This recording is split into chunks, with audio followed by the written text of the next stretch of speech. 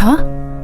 What is this? What are you thinking giving me something like this as a gift? The gift that I received from my husband was to celebrate the birth of our baby. I immediately threw it into a trash can. Upon seeing my actions, my in-laws were surprised and took the gift out of the trash can.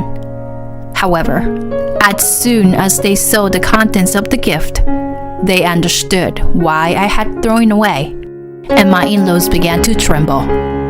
I have decided that I will never forgive my husband for this. My name is Tyra. I am 32 years old. After graduating from high school, I worked as a sales clerk at a vintage clothing store, but I quit my job when I got pregnant. My husband is Joshua. We worked in the same building. Whenever my colleagues saw Joshua, they would always make a big fuss about him because he was tall, handsome, and stylish and stood out in the building. There were many people working in that building, and we didn't even know him, so we called him Prince. Hey, I passed by Prince today. Today is my lucky day. I also reported to all my colleagues as soon as I saw Joshua. The first time I talked to him was a few years after joining the company.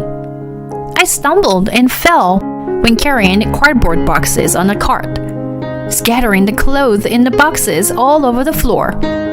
While I was trying to pick them up, my husband happened to pass by and helped me. "Are you okay?" he said with a sparkling smile. He was not only good looking on the outside, but also on the inside. My face turned bright red in the presence of such a dazzling man. When I returned to the store and told my colleagues about what had just happened, they were thrilled, and I still remember it well. From then on, I became acquainted with him and started talking to him whenever I ran into him. The more I talked to him, the more I liked him. I mustered up the courage to invite him to dinner, and he gladly accepted. The more we talked, the more I fell in love with him. And despite it being our first dinner together, I blurted out my confession. "I like you too. Let's go out." He agreed, and I was so happy that I couldn't stop smiling even when I got home. Whenever we met, he was still perfect, just like my first impression of him. Perhaps I was looking at him through rose-colored glasses because I liked him so much. However, we often had trouble staying in touch when we were apart. It was common for me to get a response on WhatsApp a day later. "I'm sorry, I don't check my phone that often." He often said that. Since we didn't communicate frequently, I was always super excited when I could finally see him. Because of that, even after 3 years of dating, my love for him had not changed. I had come to think that I wanted to be with this person forever. After a while, I found out I was pregnant. "Really? I'm happy too. Let's get married." When I told Joshua, he soon proposed to me. While he was stroking my stomach, he was happy that we were going to have a child. I was so happy to marry my beloved husband that I couldn't stop crying. Because my morning sickness was severe, it was difficult to continue working in sales, which involved standing all day, so I decided to quit my job. When I told my colleagues, they cried and rejoiced as if it were their own news. Since I became a housewife, I did my best to do the household chores that I was not particularly good at before. My husband was worried about me because of my severe morning sickness, so he would come home right after work. On days when I had a checkup, I would report the baby's growth to my husband when he came home. Those were such happy days. I had a very good relationship with my parents-in-law as well. Our new home was close to my in-laws' home, and my mother-in-law often made side dishes and brought them over. There was no typical mother-in-law bullying, and she always spoke kind words to me. "I can't wait to see my grandchild soon." "You take care of yourself, Tyra, okay?" On days when my morning sickness was bad, she would sometimes take over the household chores, and I couldn't thank her enough. Even if my husband was not there on weekends due to work, I sometimes went out with my parents-in-law to buy groceries and such. My father-in-law always encouraged me, saying, "Tyra, you will give birth to a healthy child. Do not worry about anything." I admired my parents-in-law as if they were my real parents. I had a difficult upbringing due to a poor home environment since childhood. Since I started working, I had almost no contact with my parents and was in a state of almost estrangement. So I was happy that my parents-in-law treated me as a real daughter. However, after half a year of marriage, there were some times when my husband did not come home at the usual time. He did not answer my phone calls or WhatsApp messages. Even if we were dating, he was slow to communicate, but after getting married, it was different. I worried endlessly that he might have been in an accident and waited for him while staring at the prepared meal in front of me and looking at my phone. When he finally came home late at night, I asked him, "Where have you been? If you were going to be late, please let me know." "Sorry, I didn't look at my phone. My boss invited me to dinner." He said it with an innocent face. I thought I had worried for nothing and feeling exhausted from worrying too much. I didn't feel like saying anything back to him. From then on, the days when he came home late increased day by day. The reasons varied, such as having trouble at work, eating with senior colleagues or coworkers. It became normal for me not to be able to get in touch with him on days when he came home late, and I stopped asking for reasons. With my anxious feelings, my belly also grew bigger. I was excited about having a baby, but I was worried about whether I could raise the child with my husband. At that time, I was told the gender of the child during a checkup, and it was a boy. It was an event that made me feel excited for the first time in a long time. Even though my husband came home late that day, I immediately told him the news. "Listen, the baby is a boy." "Oh, I see," he replied with a disinterested tone. "Huh? You're not curious about your baby's gender? Why do you act like this?" "You're annoying. I'm tired. I'm going to bed. Night." He said it in an irritated voice, which was unusual. I was shocked and even cried. Ignoring me while I was crying, he went to the bedroom. I became even more anxious about our married life with the baby. The next day, I consulted with my mother-in-law when she came to our house. "Men are like that, you know. It's easy to become anxious during pregnancy. Don't think too much about it, so you can give birth to a healthy baby." I didn't fully agree with my mother-in-law, but she was saying might be correct. The more I thought about it, the more anxious I became. I decided not to think too much for the sake of my baby in my belly. However, my husband would come home late every day, and even on his days off, he would go out somewhere. I had accumulated mistrust towards him. One day, as usual, on his day off, my husband tried to go out somewhere, so I asked him, "Hey, where are you going? Do you not care about me and our unborn child? I could give birth anytime now." I had had enough. I exploded and cried out.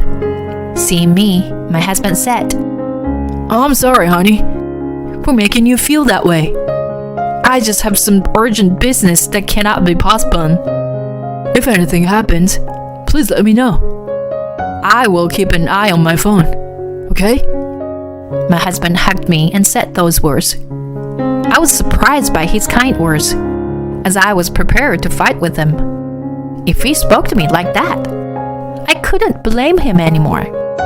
In the end, my husband went out, but he quickly responded to my WhatsApp messages that day.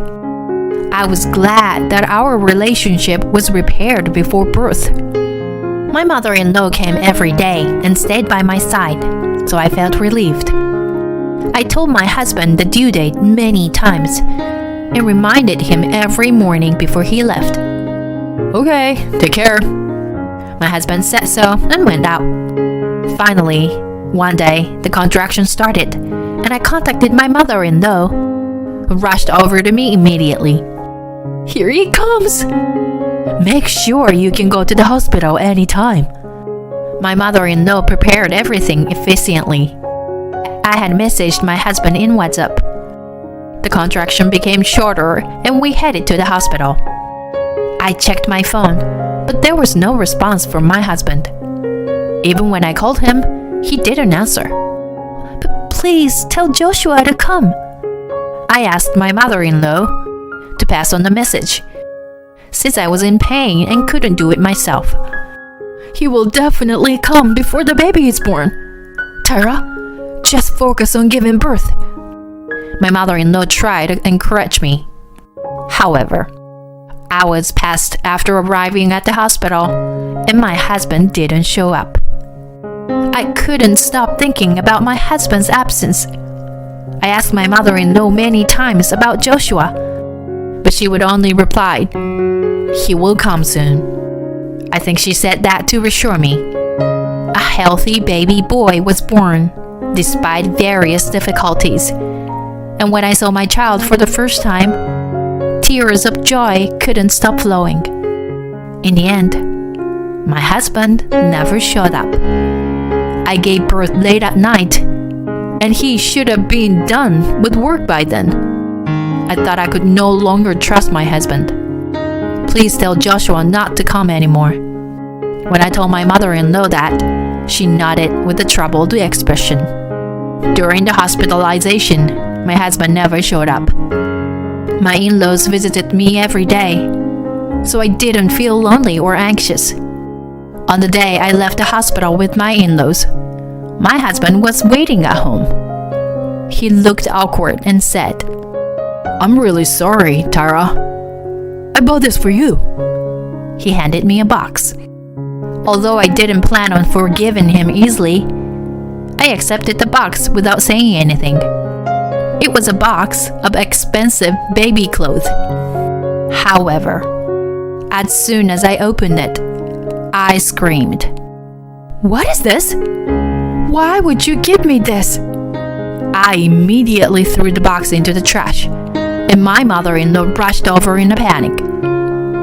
Tyra, why did you do that? Even though what Joshua did was wrong, it was a nice gift. Saying that, my mother-in-law took the box I threw away from the trash. As soon as she saw what was inside the box, she started to shaking. And no wonder. Inside a box were girls' clothes with the name Mary written on them. I didn't understand the meaning and felt even more scared. What is this, Joshua? Who is Mary? You should know the gender and name of your child. My mother-in-law glared at my husband, and he muttered in a small voice, "Oh, shoot. I messed up." "What? How can you make a mistake like that?" No, well, When I tried to speak, my husband became flustered and couldn't say anything. "Joshua, answer me now. What is this?" Even though my father-in-law yelled at my husband, he remained frozen and didn't answer anything. "I don't want to see your face anymore. You're not qualified to be the father of this child. You're not qualified to be my husband either. Now, get the hell out of my sight," I shouted, and my mother-in-law continued. "Joshua, you are hiding something, don't you? Well, it doesn't matter now. Just get out." Then my father-in-law pulled my husband out of the house. As soon as my husband left, my son, who had been sleeping soundly until then, started crying. After putting my son to sleep, I thought about investing Joshua's affair.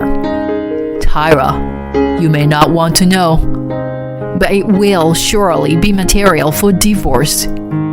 It's better to investigate Joshua thoroughly. My father-in-law said seriously to me. Yes, I was planning to do that too. My mother-in-law was crying next to him. I'm really sorry about my son. A few days later, my father-in-law brought me the result from the private detective. We found out everything about my husband. He had a child with his lover who was born around the same time as my child. He gave me the present that was supposed to be given to his lover. She knew that he was married. It turned out that he had been spending time with her at her house since 6 months after our marriage. Did he think he wouldn't get caught? I couldn't forgive him, nor his lover. My father-in-law apologized to me many times, and my mother-in-law kept crying. I'm really sorry. I can't apologize enough. Please, don't apologize. Thanks to you too, I was able to safely give birth. I don't hold any grudges against either of you, but I can never forgive Joshua. Can you help me? Both of my in-laws couldn't forgive him either, so they agreed to help.